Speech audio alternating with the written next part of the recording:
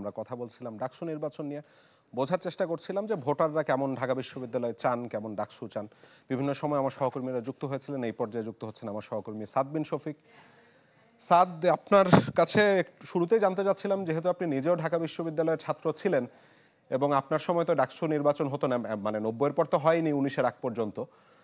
তো ঢাকা বিশ্ববিদ্যালয়ের সাবেক ছাত্র হিসাবে আপনার ভাবনাটা ডাকসু নিয়ে জেনে নিতে চাচ্ছিলাম। সেখানে শিক্ষার্থীরা কি ভাবছেন, এবং নির্বাচনের আগে আইন শৃঙ্খলা পরিস্থিতি নিয়ে কিছু শঙ্কা ছিল, যদিও এখনো মেজর কিছু আমার চোখে পড়েনি। আপনি এ ব্যাপারে কিছু জানাতে পারেন কিনা?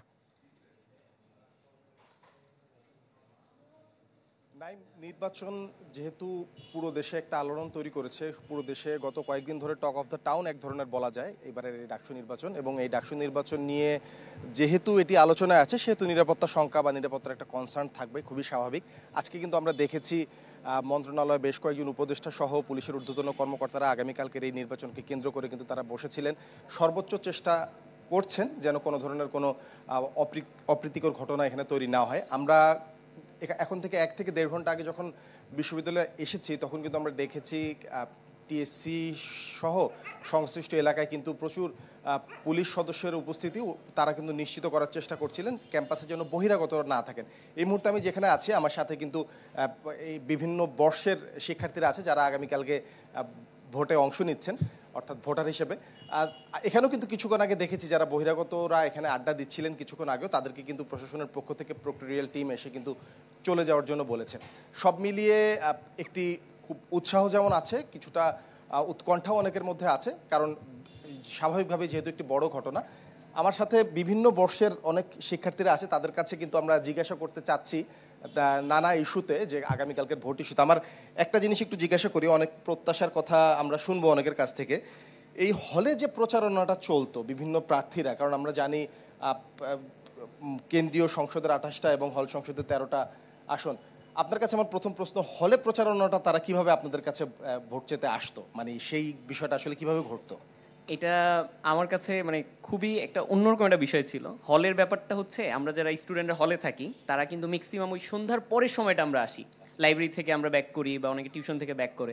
তো পিক টাইম ছিল 8টা থেকে 10টা, এবং এটা 11টা পর্যন্ত চলে যেত। এবং রুমে আসতো খুব একটা খুব পোলাইট ওয়েতে আসতো, যে রুমে দরজা নক করতো, ভাই আসসালামু আলাইকুম, আসবো কিনা? তা আমরা জি আসেন, ওয়ালাইকুম আসসালাম। আমরা তাদের সাথে বসতাম যে আপনার ইস্তেহারগুলো আমাদেরকে বলেন, আপনি যদি নির্বাচিত হন কি করবেন। সেন্ট্রাল থেকে আসতো, হল ভিত্তিক ডাকসুর যারা হলের হল সংসদ তারা আসতো। তো খুব আমেজ ছিল, পরিচয় হতাম যে ভাই আপনি কোন বর্ষের, নতুন যারা 23-24 সেশন তারাও কিন্তু এই ভোটে অংশগ্রহণ করেছে। তো এই যে আমাদের ভোটার আর প্রার্থীর যে একটা সম্পর্ক, এটা হল আমাদেরকে দিয়েছে। আমি বলবো যে হলে যারা আমরা ছিলাম, তা আমরা এটা খুবই উপভোগ করেছি।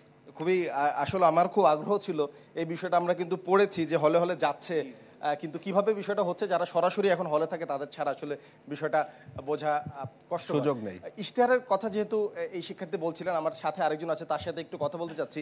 যে ইশতেহারে কিন্তু সাধারণত আমরা দেখে থাকি অনেক কথাই বলা থাকে। আমাদের এখানে আমরা যদি জাতীয় রাজনীতি বা আমাদের রাজনীতির সংস্কৃতির কথা চিন্তা করি, অনেক ইশতেহার বা যেগুলো রাজনৈতিক দলের পক্ষ থেকে দিয়ে থাকে, অনেকে কিন্তু বিষয়টা বিশ্বাস করে না, যে না এটা হয়তো ওই কথার কথা কিছু একটা হয়েছে। কিন্তু ঢাকা বিশ্ববিদ্যালয়ে যারা এখানে ভোট চাচ্ছে, তারাও কিন্তু আপনাদের কমিউনিটির মধ্যেই, অর্থাৎ ঢাকা বিশ্ববিদ্যালয়ের শিক্ষার্থী, তাদের কথা কি আপনারা কতটুকু বিশ্বাস করছেন, যেসব কমিটমেন্ট তারা আপনাদের কাছে করছে? আচ্ছা, এখানে ইশতেহারের বিষয়টা যখন আসতেছে, তখন হল সংসদ থেকে শুরু করে ডাকসু কেন্দ্রীয় যে নেতৃবৃন্দ যারা হচ্ছে প্রার্থী হিসেবে প্রতিদ্বন্দ্বিতা করতেছে, তারা বিভিন্ন ধরনের ইশতেহার দিচ্ছে। যেমনটা আপনি বললেন, হল সংসদের একজন সদস্য পদপ্রার্থী যেই রকম ইশতেহার দিচ্ছে, সেটা যদি হচ্ছে 1 বছরেও বাস্তবায়ন করা সম্ভব হইতো, মানে 1 বছরেও না, যদি আমি 5 বছরের হিসেবে ধরি, যদি বাস্তবায়ন করা যেত, তাহলে ঢাকা বিশ্ববিদ্যালয়কে শুধু প্রাচ্যের অক্সফোর্ড না, এটা আমরা অক্সফোর্ডের সাথেই হচ্ছে কম্পেয়ার করতে পারতাম।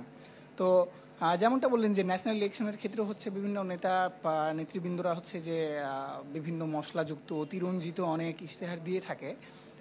তো সেক্ষেত্রে হচ্ছে যে আমাদের প্রান্তিক যেই জনগোষ্ঠীগুলো রয়েছে, তারা অনেক ক্ষেত্রে হচ্ছে এই বিষয়গুলো হচ্ছে বিলিভ করে নিত। কিন্তু যারা হচ্ছে পলিটিক্যাল অ্যাওয়ারনেস, যাদের হচ্ছে রাজনৈতিক সচেতনতা রয়েছে, তারা হচ্ছে এই বিষয়টা কনসার্ন নিত। এবং যেহেতু ঢাকা ইউনিভার্সিটির মতো একটা জায়গায় ডাকসু নির্বাচন হচ্ছে, সুতরাং আমার মনে হয় যে আমাদের মতো যারা শিক্ষার্থী রয়েছে তারা বেশিরভাগ ক্ষেত্রেই প্রার্থীর ইশতেহারের চেয়ে তার ব্যক্তিত্ব, তার সততা এবং নিষ্ঠাকে হচ্ছে প্রাধান্য দিবে। মানে মূল কথা হচ্ছে শতভাগ বিশ্বাস করছে না, এই তো হচ্ছে মূল কথা।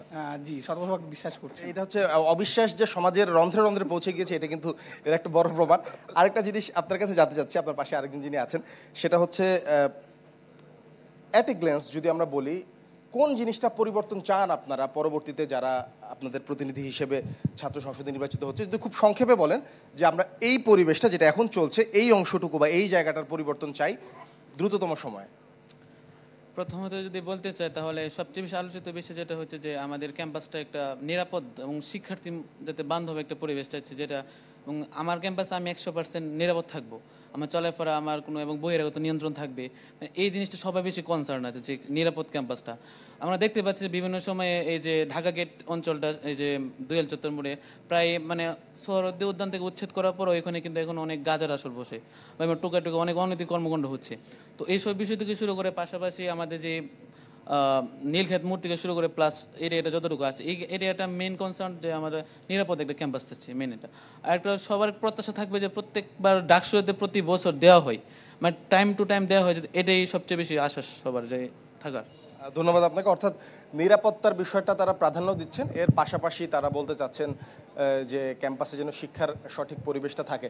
নাইম, গত জুলাই মাসের 29 তারিখ যদি আমি ভুল না করে থাকি তফসিল ঘোষণা করা হয়, এরপর প্রায় 40 দিনের মতো সময় গিয়েছে। 40 দিন কিন্তু আলোচনা কিন্তু ছিল ডাকসু নির্বাচন। আমাদের গণমাধ্যমে যেমন ছিল, ঢাকা বিশ্ববিদ্যালয়ে যারা শিক্ষার্থীরা আছে তাদের মধ্যে কিন্তু এটা বেশ উৎসাহ উদ্দীপনা জন্ম দিচ্ছে, কারণ 6 বছরের বেশি সময় পর কিন্তু একটা নির্বাচন হচ্ছে। এবং আগে নাইম, এবার একটি ইন্টারেস্টিং বিষয় হতে যাচ্ছে, সেটি হচ্ছে এই ডাকসু নির্বাচনে যারা ভোট দিবে তারা কিন্তু তাদের অনেকের কাছে এটি জীবনের প্রথম ভোট, অর্থাৎ জাতীয় নির্বাচনেও কিন্তু তাদের যে বয়স এবং সাম্প্রতিক বাস্তবতায় অনেকে ভোট টোট দেওয়া হয়নি। আমার ডান পাশে যে দুজন ভোটার আছেন তাদের কাছে আমার প্রশ্ন থাকবে যে হল সংসদ এবং কেন্দ্রীয় সংসদ মিলে 41টা সিল মারতে হবে, এইটা নিয়ে আসলে নিজস্ব মানসিক প্রস্তুতিটা কি খুব সংক্ষেপে? মানসিক প্রস্তুতি বলতে আমি আমার মতো যারা ভোটার আছে তারা আগে থেকে ফিক্সড করে রাখে কাকে কাকে ভোট দিবে এবং ব্যালট নাম্বারগুলো হচ্ছে লিখে পরে কেন্দ্রে নিয়ে যাবে। সো এটা খুব বেশি টাফ হবে না আই থিঙ্ক। প্রথমত বলতে চাই এবারে যে আমার ভোটটা জীবনের প্রথম ভোট এবং যেই ভোটটা আসলে ট্রুলি ম্যাটার করবে, আগের ডাকসুর থেকেও এই ভোটটা অনেক ট্রুলি ম্যাটার করবে। সো এটা নিয়ে আমি খুবই এক্সাইটেড, খুবই ভেবেচিন্তে দেওয়া যায়। তবে 41টা ভোট একটু ডিফিকাল্ট, অনেকে আছে একাধিক মানে একই পদে একাধিক পছন্দের প্রার্থী আছে, নিজের বন্ধুদের মধ্যে একাধিক আছে। তো এটা নিয়ে একটু কনফিউশনে পড়তে হচ্ছে, অনেকগুলা অপরিচিত অনেকে আছে। তবে কিছু সিদ্ধান্ত ভার্সিটি এবার ভালো লাগছে, যেটা হচ্ছে যে পাবলিক ডিবেট করা, মানে প্রার্থীদেরকে পরিচিত করা আমাদের সাথে, এই জিনিসটা ন্যাশনাল লেভেলেও প্র্যাকটিস হতে পারে আমি মনে করি। বন্ধুদের ক্ষেত্রে যেন এটা ডিসক্লোজ করে ফেলার পরে বন্ধুদের জন্য ঝামেলা না হয়, এটাও নিশ্চিত থাকতে হবে। আরেকটা কোয়েশ্চেন করতে চাচ্ছি আমার বাম পাশে যিনি আছে তার কাছে, যে এবার আমরা দেখেছি ব্যালটের ক্ষেত্রে খুব নান্দনিক একটা জিনিস, যেটা একটা ইউনিক বিষয় বলা যায়, এই বিষয়টা আসলে আপনি শিক্ষার্থী হিসেবে কিভাবে দেখছেন?